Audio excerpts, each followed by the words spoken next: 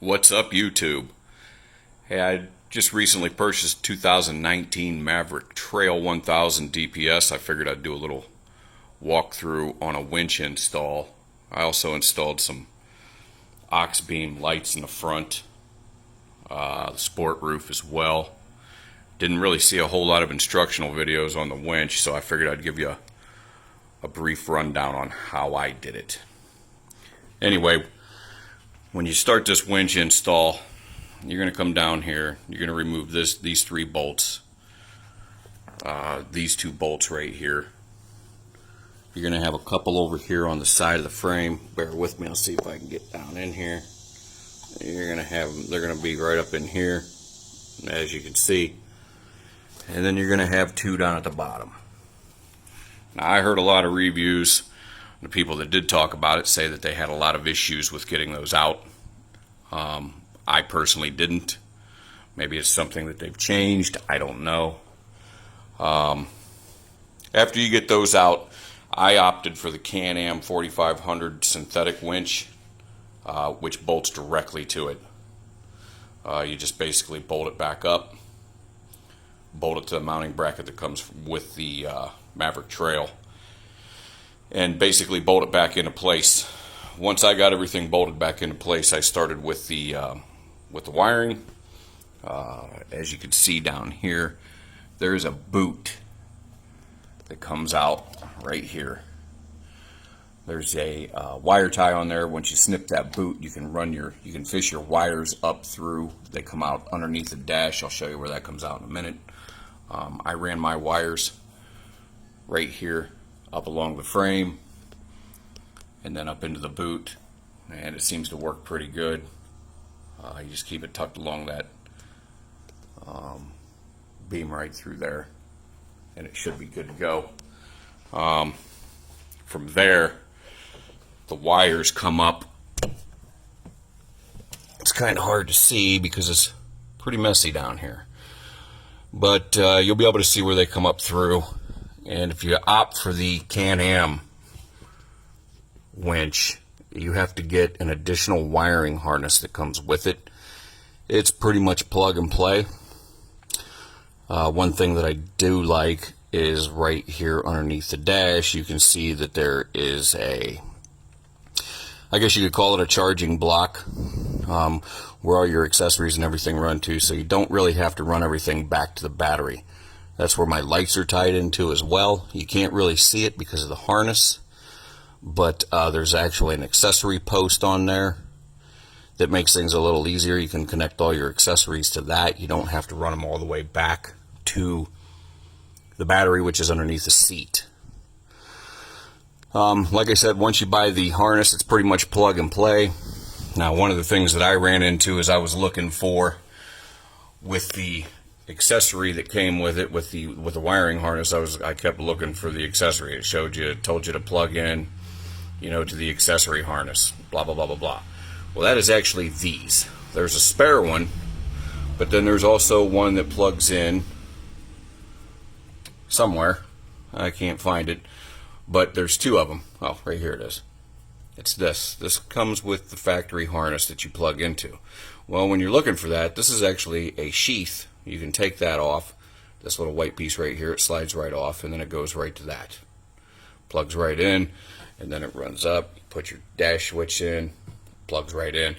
Like I said, it's all plug and play. Super easy. The ox beam lights that I put on, those were, when I ordered these, I actually had some extras left over from a 2019 Terex that I also have. And one of the problems that I ran into is these mounts right here obviously don't go on this cage anywhere. Now, I could have mounted them up here, but one of the accessories that I got with this unit was the overhead bags, and it kind of covers the bar.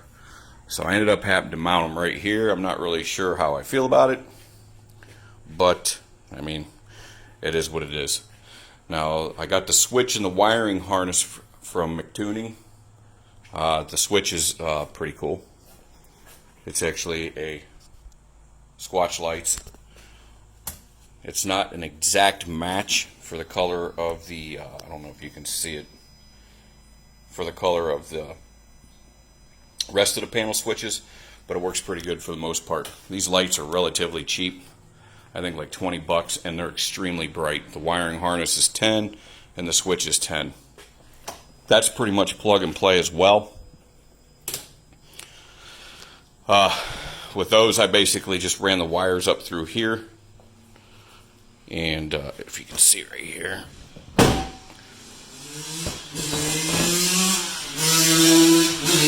I ran them back through, ran everything through here, and I ran it right through the same place that I ran the winch wires. Now that's all plug and play as well.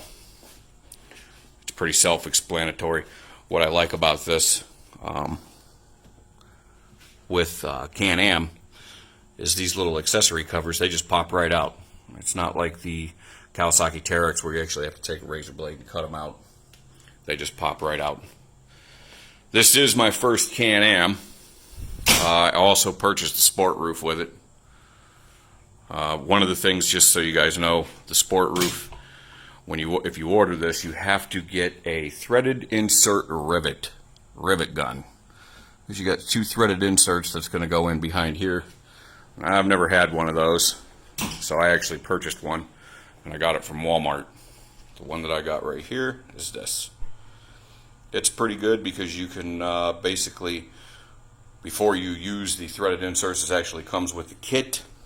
You can set your depth before you start doing that.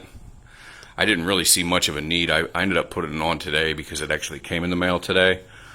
But I put the sport roof on before I put that bracket on. And I thought about actually just leaving it off simply because the four bolts that hold it down is, one right here, and then same with the other corners. I thought it was kind of overkill because the 4 bolts seem to hold it down pretty well. But I ended up putting it on anyway. So keep your eyes on my channel.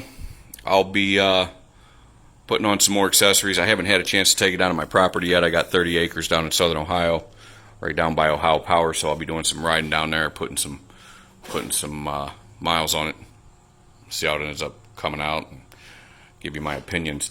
Just one thing that I noticed when I was looking at these models, I ended up buying a 2019 simply because of the rebates.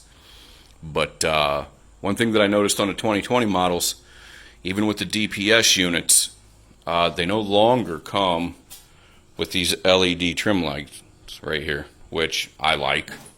And separately, it's a like $220 package. And also, the 2020s also do not come with your sport mode toggle switch. This right here is your turf mode and your 4-wheel drive. The only toggle switches that you get now are just simply your 4-wheel drive. And everything to switch over to your sport mode and to lock your rear diff and unlock it is done with the display unit. I personally didn't care for that too much, but hey, it is what it is. I ended up getting a 2019 anyway. So anyway, keep your eyes open. Watch my channel if you like anything. Like and subscribe. It's a new channel I'm going to start up. I'm going to start helping with some basic installs, and we'll go from there. Thanks for watching, guys.